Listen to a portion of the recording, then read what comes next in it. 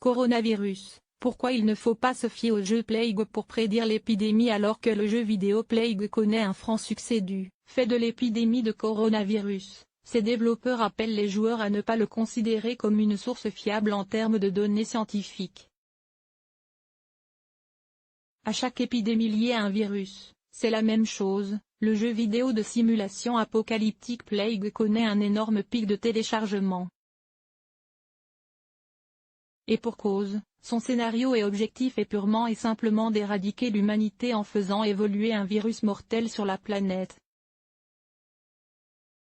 Alors que l'épidémie de coronavirus se répand rapidement de par le monde, avec plus de 200 morts et près de 10 000 personnes contaminées.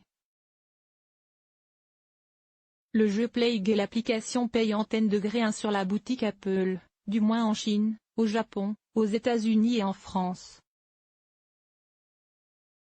Face à cette vague de téléchargements, les développeurs du jeu sont tenus à faire une petite mise au point. Plague existe depuis 8 ans maintenant et chaque fois qu'il y a une épidémie, nous constatons une augmentation du nombre de joueurs, alors que les gens cherchent à en savoir plus sur la propagation des maladies et à comprendre la complexité des épidémies virales, écrivent-ils sur leur site.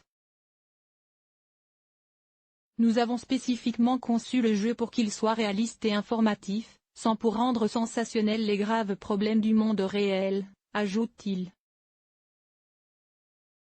Les créateurs du jeu vidéo rappellent ainsi que Plague est un jeu, et non un modèle scientifique, et que l'épidémie de coronavirus, profondément préoccupante, se doit d'être prise au sérieux.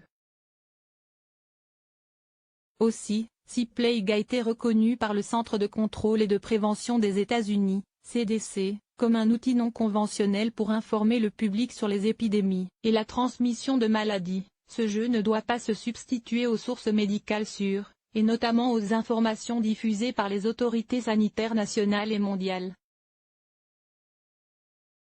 Dans leur communiqué, les créateurs de Plague ont d'ailleurs conclu en redirigeant les joueurs vers la page de l'Organisation mondiale de la santé traitant du coronavirus. Ce n'est donc pas avec Plague que l'on parviendra à savoir quelle sera la suite de l'épidémie, où auront lieu les nouveaux cas, etc. Notons que des chercheurs de l'université américaine Johns Hopkins ont mis au point une carte actualisée régulièrement selon les données de l'OMS, du CDC et de 2 instituts gouvernementaux chinois, NHC et Dingo en Yuan, afin de recenser les cas.